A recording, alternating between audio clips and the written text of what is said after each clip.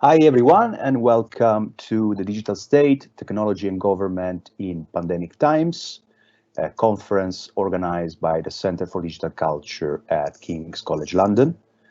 My name is Paolo Gerbaudo, and I'm the director of the Center for Digital Culture, and I'm very happy to welcome you to this event, which is the 8th annual Digital Culture Conference that has been organized by our center, whose mission is precisely to explore the connection between digital technology, politics, and society.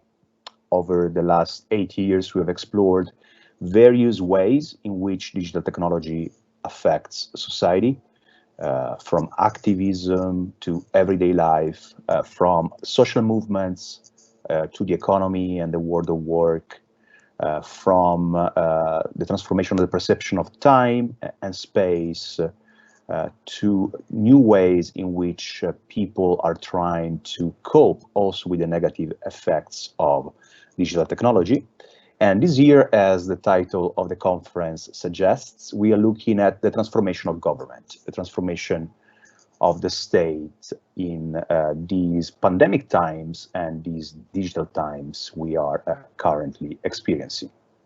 The transformation of the state is a topic that is very much at the top of the present agenda, with several news media and experts discussing how the state is returning. Many people are talking about the return of the state at different levels. And this is perhaps most evident in terms of the various pandemic policies that have been introduced in recent months, right, with lockdowns, shelter-at-home policies, mass vaccination campaigns. We have seen a mobilization of the state that is unprecedented for several years, with quite draconian measures actually also being implemented in order to deal with COVID-19 contagion. We've also seen state interventionism in the economic field. We have seen huge stimulus programs, the likes of which have not been seen for decades, pumping billions and billions of pounds, dollars, whatever the currency may be, into the economy. And we've also seen a return of industrial policy, with different countries trying to reassert some control over their economy and over the companies and technology that is available in the country. Perhaps in this regard, most evident is the way in which different countries are now fighting over control over resources and over technology. And this transformation of the state has a very key digital component, which is precisely the one we want to explore in this conference. Namely, it is not just something that belongs to the field of health policies or economic policies, but increasingly it appears to have a digital component. Because in a way, this return of the state, many people are talking about, doesn't mean we are, say, for example, to the 70s, to the period before neoliberalism, before the rollback of the state happened, because in history, there is never a going back to previous times. One is always obviously going forward. So what it means is that rather than a return of the state, we have seen a kind of transformation of the state in line with present social conditions and in line with present digital conditions. The new state that is now emerging is a state that is very much shaped after the image of the digital society in which it develops. Examples of this emergence of a digital state are manifold. We can think about COVID trackers that have been used during the pandemic in order to trace contagion and in order to prevent the spread of contagion. We can think about several examples of state apps. I mean, governments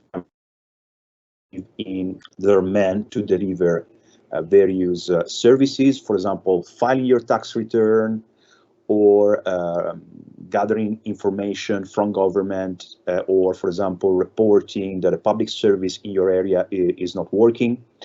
We see a digital state in the field of technological sovereignty, right? A term that is quite interesting as it has gained quite a bit of currency in recent years, namely, for example, the conflict on technology between the US and China.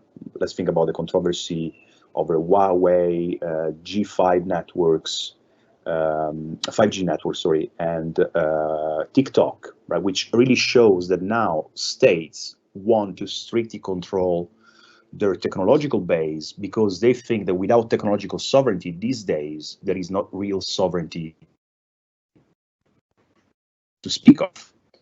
And we see this digital state emerging in quite dark and worrying forms in the diffusion and in the normalization of various forms of surveillance that have become ever more apparent to the public since the revelations made by Edward Snowden, but which now appear to encompass everyday life. And one example being the social credit system in China and attempts by other countries to go in a similar direction.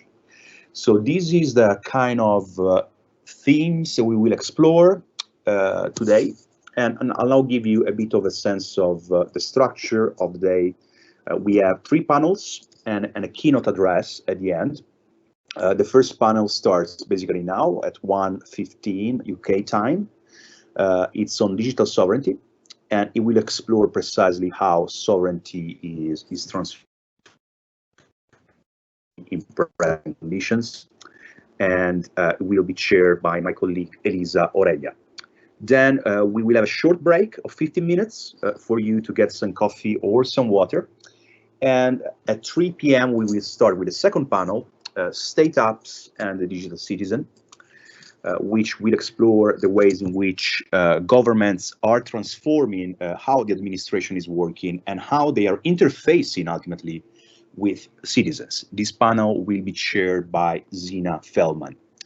And again, we will have, no, this time we will not have a break. We will go straight into panel 3 on surveillance statism, which stands to explore precisely the diffusion and normalization of surveillance in present society. And that panel will be chaired by my colleague Fotini Bricchi. We will finish with a keynote Frank Pasquale, Brooklyn Law School, drawing on his new book on law of robotics. And that will be at 6:15, and we are hoping to finish at 7:45 p.m. So I hope that I gave you all the a clear structure for the day. It's quite an intense afternoon with a lot of interesting content. So having introduced the conference, I will now leave the floor to the first panel on digital sovereignty. Thanks very much.